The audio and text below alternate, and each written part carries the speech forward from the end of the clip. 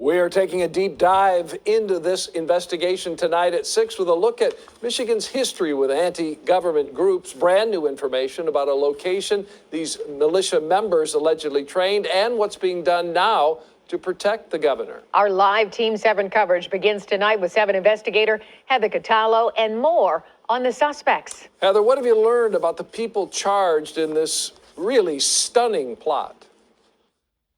It is stunning, Dave and Carolyn. These 13 men are behind bars right now, and sources are telling me these suspects' anti-government views go well beyond the typical ideology of legal militias. They were preparing for something they called the Boogaloo, or a violent uprising against the government.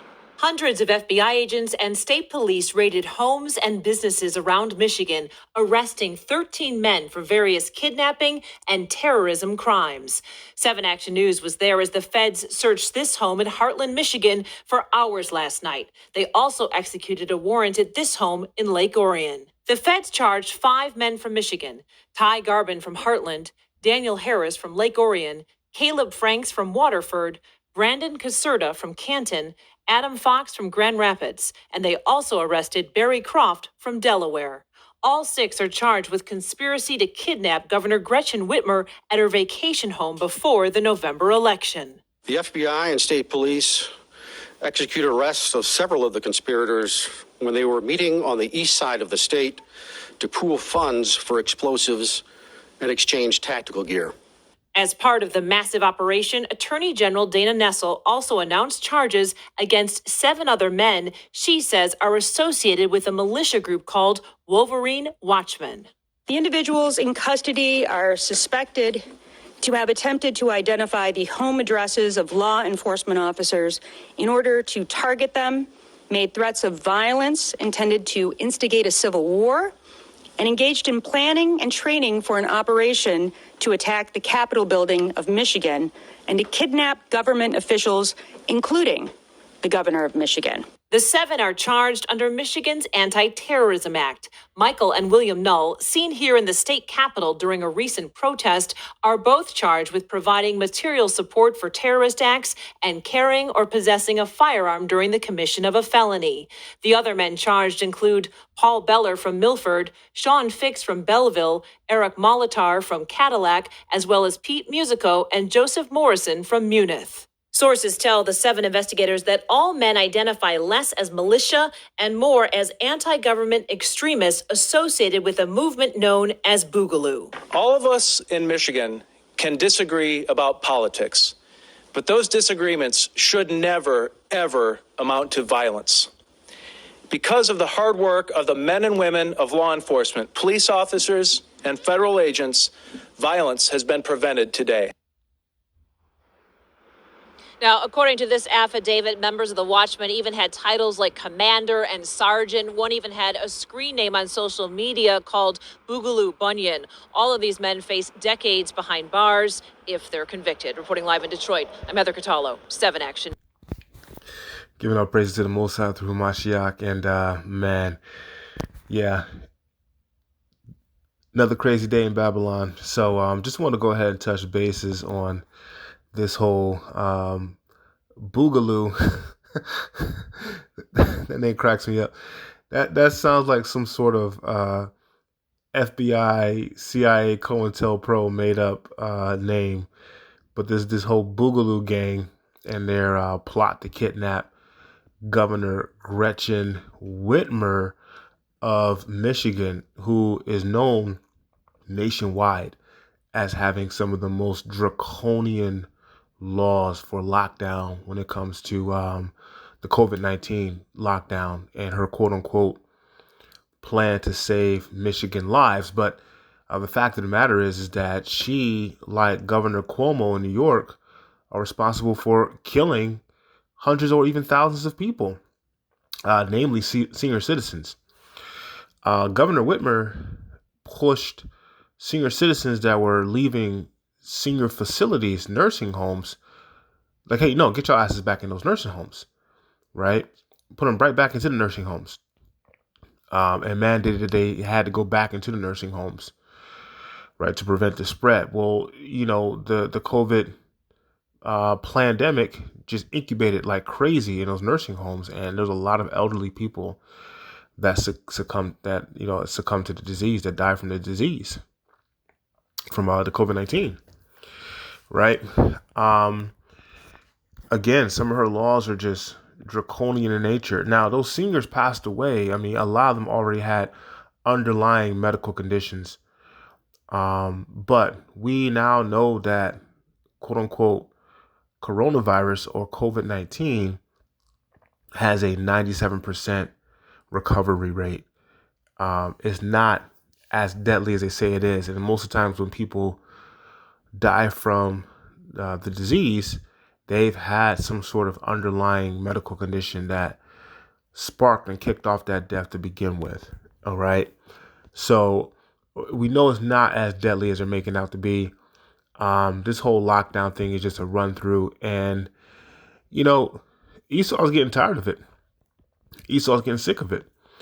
And they're starting to buck up. You saw in Michigan when they went to the Capitol with AR-15s and AK-47s. And, I did a video on it, as a matter of fact, and they just, went and protested and said, hey, we're not, we're not going to do this anymore.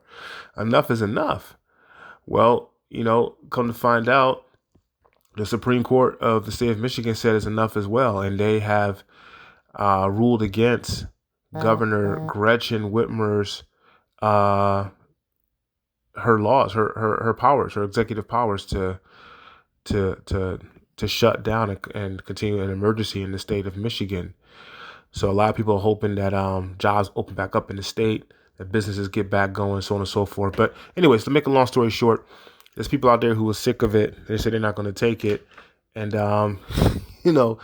it's Esau against Esau, and this whole Boogaloo conspiracy from this so-called militia, they're accused of actually trying to kidnap the governor. Let's just read this quick article here, go through a few key points here. I'm not going to read the whole thing.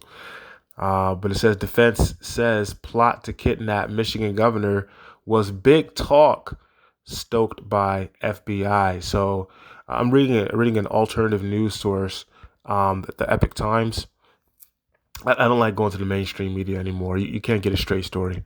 So learn to look at alternative media sources for your information. But defense says plot to kidnap Michigan governor was big talk stoked by FBI. Defense lawyers for some of the men charged in an alleged plot to kidnap Michigan's governor described the men as military wannabes who talk a lot but don't actually follow through on what they discuss. Have you ever dealt with big talkers? Defense attorney Scott Graham asked an FBI agent on cross-examination during a hearing in federal court in Michigan on October 13th. There's kind of a military wannabe theme that runs between the militias. Caleb Franks, 26, Graham's client, appeared in court along with Daniel Harris, 23, Brandon Caserta, 32, Adam Fox, 37, and Ty Garbin, 24, all of Michigan. They all face up to life in prison if convicted of conspiracy. The judge denied bond for Franks, Harris, and Caserta and will decide whether to continue detaining Garbin and Fox on October 16th. Magistrate Judge Sally Behrens, oh man, they got a woman for a judge, man. Shit, they're cooked. She's going to deny bond every time, man. No way. Magistrate Judge Sally Behrens called the plot clearly very dangerous, according to the Associated Press, adding this is a very, very serious crime. According to a criminal complaint filed in federal court written by FBI Special Agent Richard Trask, informants and undercover agents were used in disrupting the plot. Look at these cats right here. Left to right, that's Caleb Franks on the left. That's Brandon Caserta and Daniel Harris on the right. You could look at it. They're saying in the mainstream media that this is an alt-right group, but look at this cat, Brandon Caserta, in the middle. Look at those elongated earlobes of his. He had those gauges in his ears. You could tell that those things, those little circles that E puts in their ears, and it stretches your ears all out. And then when they take them out, they're all loopy and hanging down. And they get it from some of the Hamite tribes over in Africa that do that deforming method there, right? They get it from them, and they've been doing that for quite a number of years, man. And The only way they can fix that is by getting surgery. That's some liberal shit right there. That's not like an alt-right thing like they would do. So I don't even believe the whole story that these are alt-right guys, And from the sound of this article, it sounded like, hey, maybe they really weren't going to do all that. It was like a lot of big talk, a bunch of them talking shit, and that maybe it's being blown up more than it's supposed to be because maybe there's a deeper plot here, to cause some sort of disruption, to say, hey, look, Trump inspires people to go kidnap governors, because Governor Whitmer came out and said that, hey, they heard the rallying cry of Trump, right? It's just a lot of games being played right now on the people. Let's get back to this article.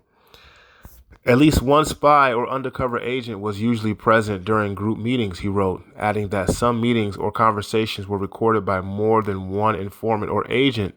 Certain informants also had access to texts, online chats, and phone calls.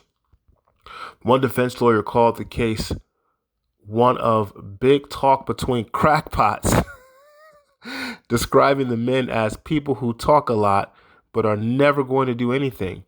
Lawyers said the government has produced little evidence so far beyond portions of recorded conversations. Graham told Trask that the spies and agents pushed the men to do illegal things. So he's saying that, hey, man, your spies and your agents, your informants and your agents, your FBI agents, your undercovers, they were pushing and egging the men on.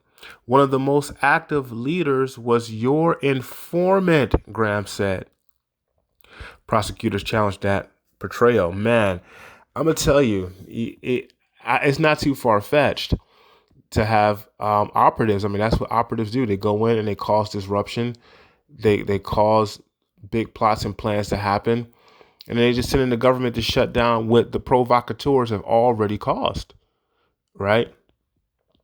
So that's enough. I'm not going to read this whole thing, but just want to give a little bit more insight as to what's happening, something outside of the mainstream media. Let's get a couple scriptures. Had to pull up Big Gretch with the yays on, with the Cartiers on, like she got the buffs on. Big Gretch stunting on them. You got the yays on with the tent too. Dang, they gotta look good on her too, though. I ain't even gonna front. Hey, and shout out to my brother Cree. Because he brought it back to my attention. He said, like, yo, Ak, you called this, man, that, they're gonna get tired of Gretch and like try to pull some sort of stunt. So I don't know if they actually tried to kidnap her, or if it's big talk, like, these co-defendants that like their lawyers talking about, and that they really weren't going to actually do anything. It's just a bunch of talk. We're going to see in the coming days, weeks, and months. But you best believe that all this is going to be coming out. It's all going to be revealed. So let's go ahead and go to Isaiah 19. And I'm going to start off with verse 1 and 2. Isaiah 19, 1 and 2. Isaiah 19, 1 and 2. The burden of Egypt, behold, the Almighty rideth upon a swift cloud, and shall come into Egypt, and the idols of Egypt shall be moved at his presence, and the heart of Egypt shall melt in the midst of it. All right. And I will set the Egyptians against the Egyptians, and they shall fight every one against his brother, and every one against his neighbor, city against city, kingdom against kingdom. So Egypt against Egypt, or Esau versus Esau. Remember, that's who's ruling Egypt right now. This is spiritual Egypt. All right, we're in Egypt per Deuteronomy 28 and 68. Right, so you best believe civil war is on the way. This is middle America. We're talking about here in Michigan and Minnesota, Wisconsin, Wyoming, Ohio, Indiana, so on and so forth, Oklahoma. Listen, they got guns on top of guns, man, and they don't have them just for show. Like this is like sort of like the backbone of the United States, of Babylon, and they believe in the old ways, the old paths. Hey, our forefathers came over here. They came over here, took over everything, killed everything, took over this land, right? and they executed power to get this land so we can live good. We're going to fight for this land. We're going to fight to keep our existence, right? We're not going to let you push in your draconian Marxist socialist ideas, right? That's who President Trump's base is. That's who he appeals to, right? He appeals to them. Okay, they're not they're not going to have it, right? So yeah, they are. It was people definitely talking about kidnapping her, right, and doing her great bodily harm. According to the FBI, they said he's going to kidnap her, take her to Wisconsin, perform a trial, and then execute her, right, for violations of the Constitution. Okay, according to the FBI, that's their narrative. Right now, we just read the article where the defendant's attorney says that, hey, no, it was all just a bunch of big talk, and your informants, FBI, were in there egging them on, talking the most shit about what they're going to do, not my clients. So, it's Egyptian against Egyptian, right? Brother against brother, right? So we could tell that this thing is definitely unraveling, and man, we almost about it here, man. Babylon is on its way out. No ifs, ands, buts about it. Let's go ahead and stay in Isaiah 19. And let's skip down to verse 14. Verse 14 through 15. The Most High have mingled a perverse spirit in the midst thereof. We still talk about Egypt, right? Spiritual Egypt. And they have caused Egypt to err in every work thereof, as a drunken man staggereth in his vomit. Neither shall there be any work for Egypt, neither shall there be any work for Egypt, which the head or tail, branch or rush may do. No work in Egypt, right? Countless jobs lost due to the COVID shutdown. Businesses boarded up, never to open up again. Black Lives Matter and Antifa burning down businesses, right? Businesses being burnt down, homes being burnt down, and people being shot by these so-called social justice warriors. Okay? Jobs never coming back. Businesses never opening up again. Restaurants, service never opening up again. Right? Disney laying off 26,000 people. Okay? And then before all this happened, before all this popped off with COVID, you still had the retail apocalypse that was taking place before all this happened, right? Where all the Sears, the J.C. Penney's, the Paylesses, all these different stores just shutting down, never opening up again, right? Jobs being lost by the thousands, right? So yeah, no work for Egypt. And then when you have someone like Gretchen Whitmer who's saying, hey, listen, we're going to shut this whole state down because of this boogeyman disease that has a 97% recovery rate, right? Yeah, it's going to be some people that's going to say, you know what, I take issue with that. And it's going to be Egyptian against Egyptian, right? Or Edomite against Edomite, okay? Brother against brother, neighbor against neighbor, city against city, and kingdom against kingdom. So we see it popping off. We see that this is the spirit of the Most High sending confusion into Egypt, fighting on behalf of his people, because we almost up out of here. Keep the law, statutes, and commandments to the best of your ability. Let's stay diligent until we see them chariots. Shalom. Most High bless.